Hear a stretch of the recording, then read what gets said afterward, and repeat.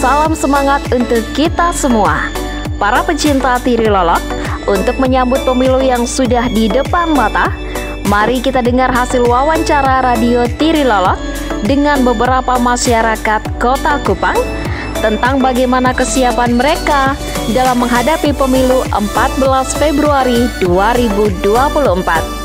Untuk itu, simak videonya sampai habis.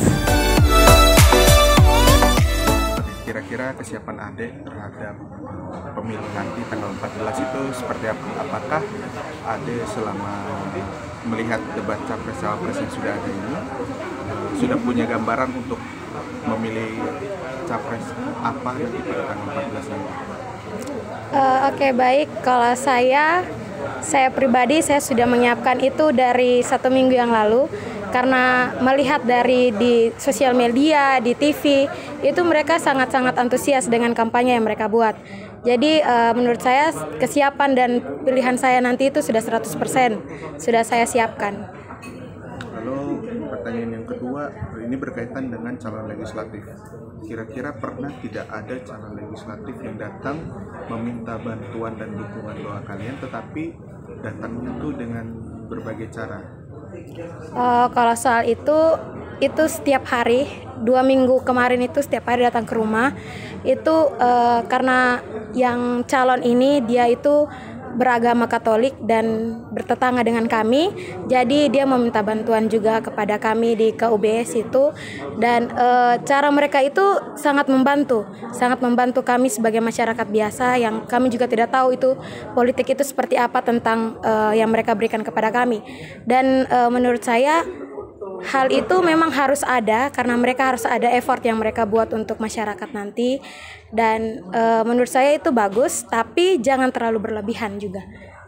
Oke, kira-kira harapannya Adi untuk pemilu ke depan? Untuk pemilu ke depan, menurut saya semoga berjalan dengan baik, dan semoga yang terpilih nanti bisa memimpin negara ini dengan baik, dan jangan sampai saat mereka sudah naik ke atas mereka melupakan masyarakat di pelosok sini saja. Terima kasih. Oke Bude, yang pertama saya mau tanya, Bude kan daftar pemilih tetap di sini ya? Iya Kak. Dari tahun berapa Bude? 91. 91. Sudah jadi warga NTT. Oke, terus nanti pemilihannya di sini? Iya.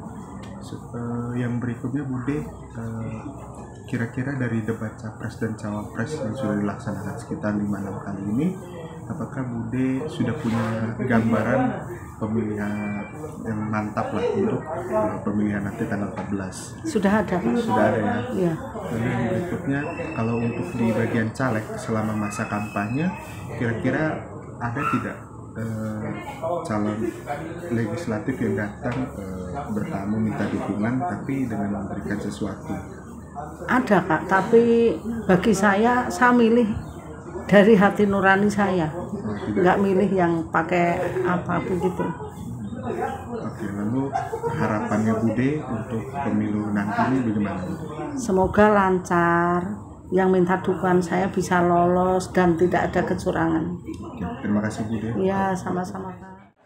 Oke baik Kak, jadi yang ingin saya tanyakan, apakah kakak sudah punya gambaran untuk memilih calon presiden dan wakil presiden di tanggal 14 nanti Kak? Kalau saya pribadi saya sudah punya gambaran bagaimana mau pilihnya siapa, karena dilihat dari kampanye-kampanye mereka sebelumnya. Jadi saya tahu saya harus pilih apa, mana yang betul-betul nih saya harus pilih.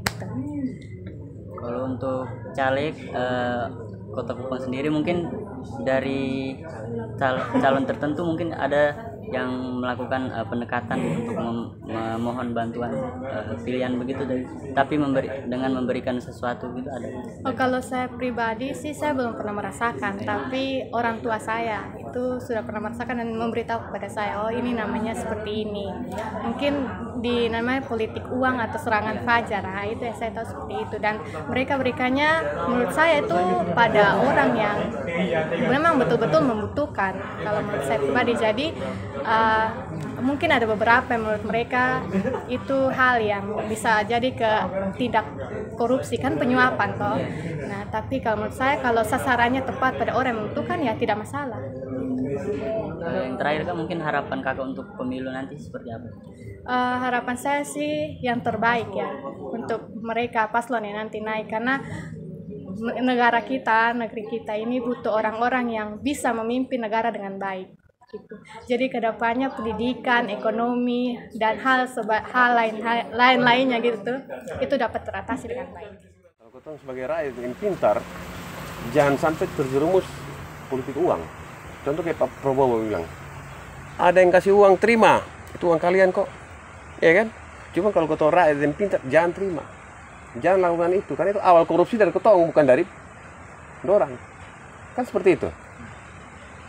Ya mudah-mudahan, karena kalau politik uang ini terasa mendarah daging dulu, betul? Seperti itu. Nah supaya jangan terjadi begitu, kembali pibotong masyarakat kembali, yang pilih. Kalau menurut kita, seperti itu. Nah, kenapa bilang politik uang? Contoh saya orang mau maju dewan segala macam, mesti bikin ini, bikin itu, semua kan keluar uang. Buat dia punya apa namanya? Baliho segala macam. Itu uang, bayar orang segala macam, uang. Nah, sekarang semua berlomba-lomba mau jadi dewan. Tanda tanya besar itu apa? Mau apa? Betul kerja untuk rakyat? Dari hati untuk rakyat? Kan tidak. Kau semua berawal dari uang. Bisa.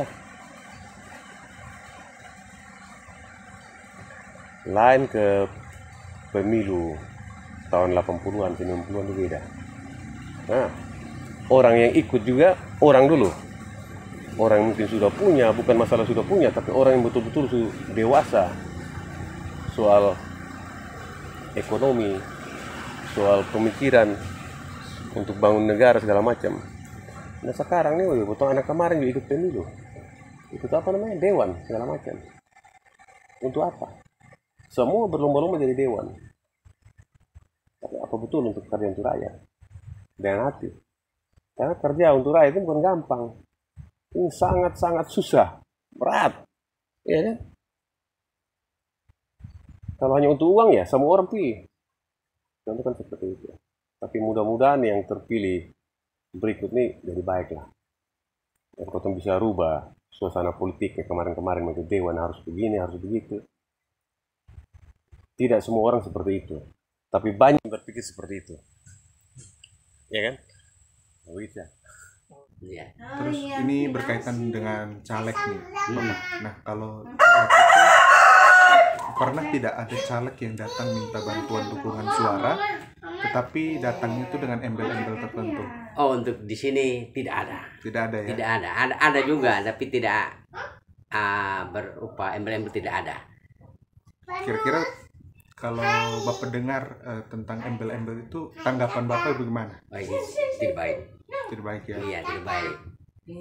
Kita maksud dia punya apa yang nanti kalau dia sudah jadi anggota dewan ya dia paling tidak ya, lihat kita punya situasi tempat lingkungan ini bagaimana supaya terlebih kita di Kartageraha ini kita punya jalan, kita punya sudah pernah dilakukan apa-apa. Kita sudah 30 tahun tinggal di sini, kue pembangunan sudah pernah dapat. Kita mau Serembang juga sama di kelurahan, karena alasannya developer belum serahkan kepada pemerintah. Jadi kita bikin program di Musrembang juga sudah akan terlesai ya. Harapannya Bapak tentang terhadap pemilihan nanti tanggal 14 nanti? Ya, harapan saya ya jujur, damai, dan sudah ada kacau-kacau lah. Ya. Makanya kita juga di sini demokrasi saja, sonde dalam rumah tangga ini beta kasih lepas, silakan beta mau arahkan siapa keluarga. Jadi nanti kalau kau arahkan nanti kau bisa mama bapak anak bakal lain.